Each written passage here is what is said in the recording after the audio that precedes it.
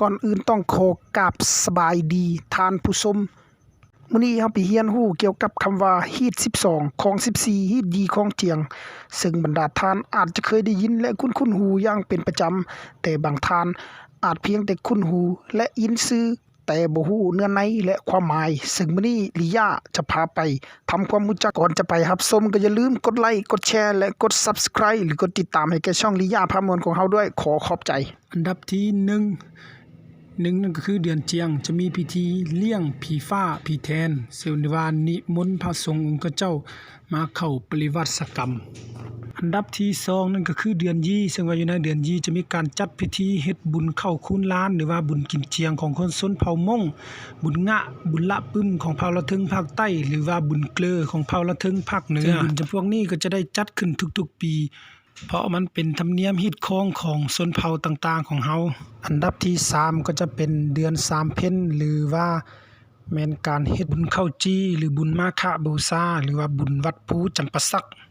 ฮีตที่4นั่นก็คือเดือน4ซึ่งจะได้เฮ็ดบุญพระเวทหรือว่าบุญมหาศาสตร์หรือที่หลายๆคนฮู้จักนั่นก็คือบุญบ้านซึ่งว่าจะได้เฮ็ดตามบ้านต่างๆเป็นลำดับไปฮีตที่5นั่นก็คือเดือน5ซึ่งว่าอยู่ในเดือน5จะได้เฮ็ดบุญปีใหม่ลาวหรือว่าบุญกุศสงกรานต์ในการเฮ็ดบุญกุศสงกรานต์ก็จะได้มีการส่งน้ำรดน้ำดำหัวผู้เฒ่าผู้แก่เพื่อสุมมาคารวะเพื่อลดโทษกรรมที่เฮาได้ก่อสร้างไว้ฮีตที่6นั่นก็คือเดือน6ซึ่งว่าในเดือน6นั้นจะได้เฮ็ดบุญวิสาขบูชาและบุญบั้งไฟซึ่งจะได้มีการฉลองและกระจูดบั้งไฟเพื่อให้คนที่ล่วงลับไปแนวนั้นได้จับหางบั้งไฟนั้นบินขึ้นสู่สวงสวรรค์ดังผู้เฒ่าผู้แก่เว้าฮีตที่7นั่นก็คือเดือน7ซึ่งภายในเดือน7จะได้เฮ็ดเป็นบุญเบิกสำละบ้านและก็เลี้ยงปูตาซึ่งว่าอยู่ในเดือน7นั่นแม่นเดือนที่เฮาจะต้องเกี่ยมเฮ็ดไร่เฮ็ดนาดังคำคองที่ผู้เฒ่าเพิ่นเว้าว่าเดือน6วานก้าเดือน5แปลงไทยฮีตที่8นั่นก็คือบุญเข้าพรรษาซึ่งว่าอยู่ในบุญเข้าพรรษานั่นก็ครูบาอาจารย์หรือว่าพระสงฆ์จะได้จำพรรษาอยู่ในวัดจะบ่ได้ออกไปอยู่นอกอีกแล้วหมายความว่าจะได้จำศีลอยู่ภายในวัดซึ่งบ่สามารถเดินทางออกไปนอกสถานที่หรือนอกแขวงหรือนอกประเทศได้เลยฮีตที่9นั่นก็คือการเฮ็ดบุญเข้าประดับดินซึ่งว่าอยู่ในเดือนดับจะต้องได้เฮ็ดเข้าประดับดินเพื่อทานไปให้ผู้ที่ล่วงลับไปแล้วนั้นได้มารับประทานหรือว่าได้มากินอาหารที่เฮาได้ทานไปให้บ่ว่าจะเป็นผีที่มีญาติหรือผีที่บ่มีญาติพี่น้องเนาะในวันบุญเดือนดับหรือว่ามื้อทานเข้าประดับดินนั้นจะเป็นมื้อที่ว่าสวงสวรรค์นรกได้เปิดประตูพร้อมกันเพื่อให้คนที่ล่วงลับไปแล้วนั้นได้ออกมา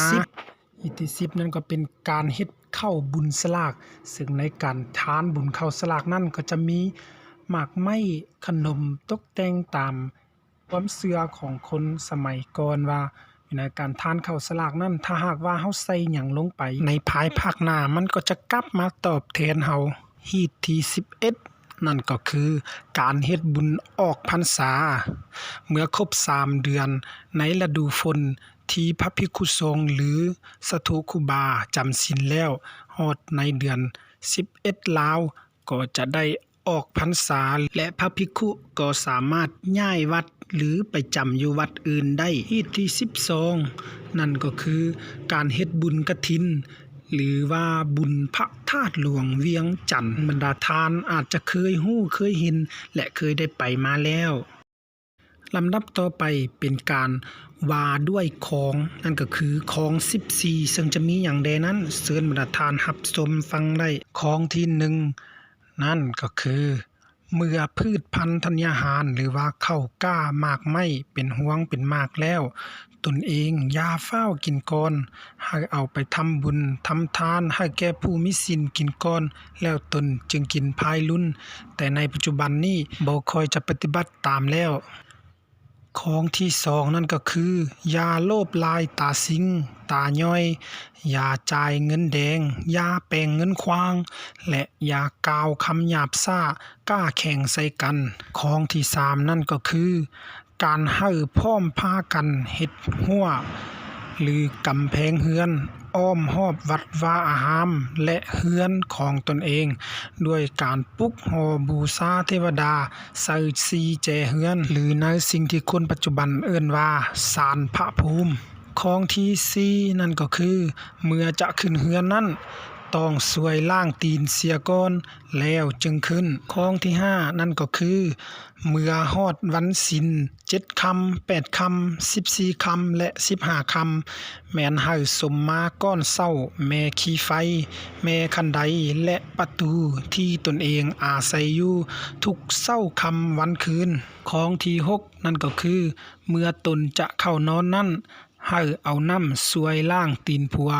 เสียก่อนแล้วจึงเข้านอนซึ่งในปัจจุบันนี้บ่ค่อยนิยมเฮ็ดแล้วของที่7นั่นก็คือเมื่อถึงวันศีลให้เอาดอกไม้ธูปเทียนสมมาผัวของตนสมมาพ่อเฒ่าแม่เฒ่าเฒ่าแก่ลุงตาของตนเองถึงวันอุโบสถพระสงฆ์ขององค์เจ้าให้แต่งขันดอกไม้ธูปเทียนไปถวายหรือไปเค้นให้แก่สังฆเจ้าของที่8นั่นก็คือเมื่อถึงวันศีลดับหรือศีลเพ็ญ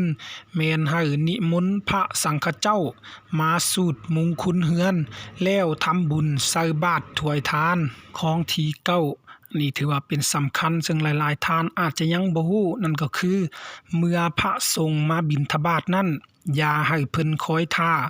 เวลาใส่บาตรนั้นก็อย่าให้สุนบาตรหรือว่าสุนพระภิกขุสามเณรและยามใส่บาตรนั้นอย่าได้ใส่เกิบหรือกั้งขันห่มบ่ให้เอาผ้าปกหัวหรืออุ้มลูกหอบหลานและถือศาสตราวุธหรือว่าอาวุธต่างๆของที่10เมื่อพระภิกขุเข้าปริวาสกรรมสำละเนื้อตัวแล้วเวลาออกปริวาสกรรมให้นำขันดอกไม้ธูปเทียนและเครื่องอัฐบริขารไปถวาย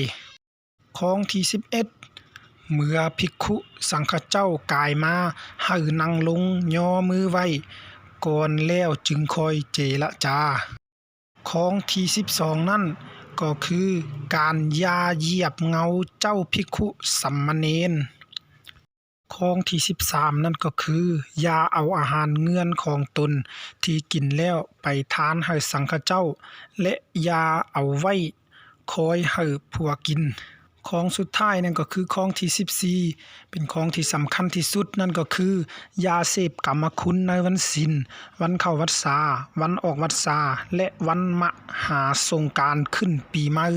เป็นแนวใดได้เบิ่งได้ฟังแล้วถ้าหากว่าถึกใจปุ่มไลค์ปุ่มแชร์อยู่ใกล้ๆก็อย่าลืมเอื้อมมือไปแตะให้ลิยาพามอนเด้อขอขอบใจ